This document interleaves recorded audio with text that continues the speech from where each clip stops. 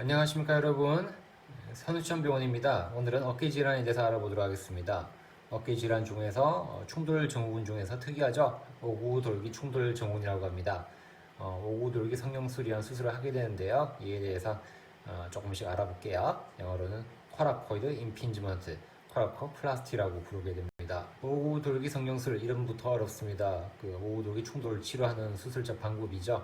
오구돌기 하방에서 충돌을 일으키는 견갑하근이라든지 소결절 부위를 치료하게 되는 방법으로서 초기에는 많이 째서 하는 개방적 술식이었다 그러면 최근에는 관절경적 술식으로 많이 바뀌었습니다.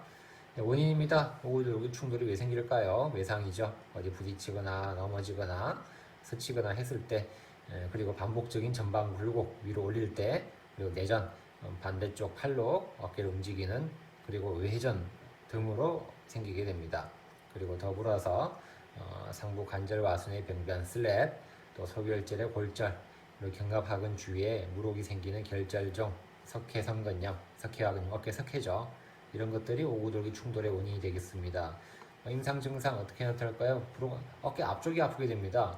오구돌기는 어디냐면요, 어깨를 만졌을 때 쇄골 밑에 보면은 볼록하게 튀어나온 부분이 있을 거예요.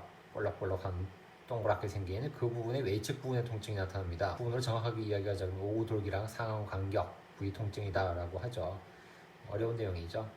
그냥 볼록한 부위 바깥쪽이 아프다, 어깨 앞쪽이 아프다 라고 생각하면 이 병 한번 생각해 볼 수 있겠습니다. 어떨 때 아플까요? 칠판에 글씨를 쓸 때, 위로 올릴 때죠. 공 던지기, 테니스 서브, 또 어깨를 반대쪽으로 너무 하는 과도한 내전, 그리고 이두박근 주행을 따라서 주관절까지 통증이 방사될 수도 있겠습니다. 어떻게 외래에서 알아봐야 되겠죠? 앞통 눌러서 앞통이죠. 오고돌기랑 상완 간격에서 눌렀을 때 통증, 아파요 라고 이야기합니다. 그리고 상완 이두근, 이두박근을 따라가지고 쭉 내려갔을 때 근위부까지 통증이 나타나고요. 가장 중요한 것은 오고돌기 충돌 검사를 해보게 됩니다. 어깨를 반대쪽 어깨로 내전, 전방 굴곡, 내회전을 했을 때 툭툭툭툭 하고 끼는 그런 충돌 증후군 검사를 해보게 되겠습니다. 또 슬랩, 이두건, 병변이 동반시에도 슬랩 검사를 했을 때 양성이 나타나겠습니다. 스피드, 에르가슨 이런 테스트들이 있다는 거 기억해 주시면 되겠습니다. 엑스레이 찍어봐야 되겠죠. 근데 엑스레이 상에서는 촬영 오차가 많고 잘 분석이 잘 안 되겠죠. CT를 찍기도 합니다. 그리고 MRI를 제일 정확한 MRI 되겠죠.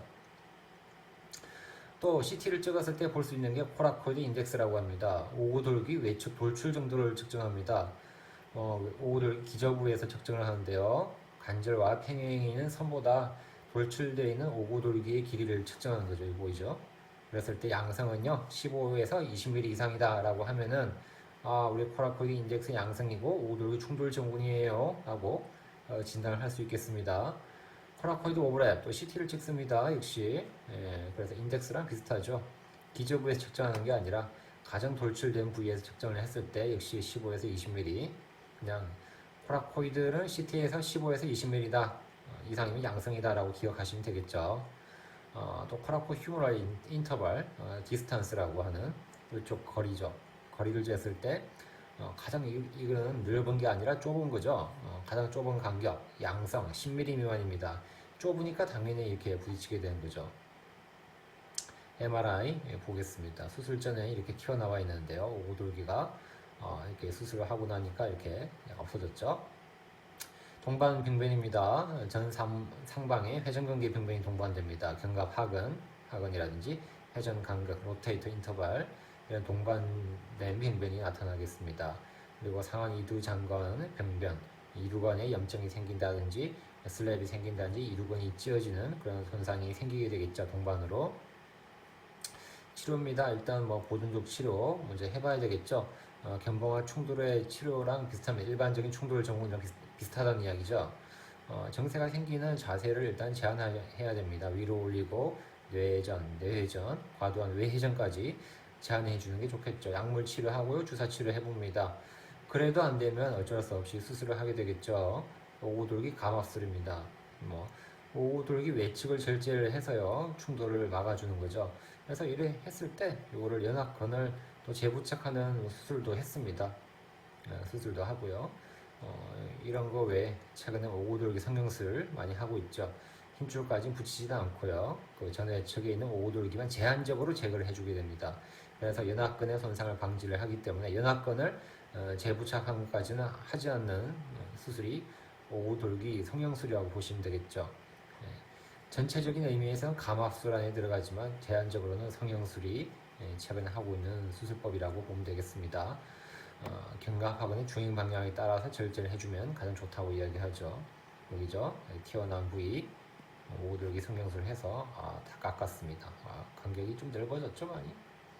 그래서 수술 관절적 사진입니다. 이렇게 꿀룩 튀어나와 있습니다. 그래서 우리가 요거를 견갑하근이랑 주행을 견갑하근 이렇게 지나가거든요. 견갑하근이랑 똑같이 이렇게 깎아주게 되면은 우리가 오돌기 성형술이 잘 됐다라고 진단을 하겠죠. 그래서 오늘은 그 특이한 질환 오돌기 충돌증후군, 실제로 우리가 수술을 할 때 이걸 많이 하고 있습니다. 충돌을 일어나는지를 우리가 외래에서 잘 체크를 하고 회전근개만 수술할 게 아니라 또 견봉만 깎아주는 견봉 성형술만 할 게 아니라 만약 오고돌기까지 튀어나와 있다 그러면 이왕이면 수술할 때 한 번에 다 같이 제거해 주는 것이 좋겠죠. 오늘 동영상 도움이 됐으면 좋겠습니다. 오늘의 내용은 마치겠습니다. 감사합니다.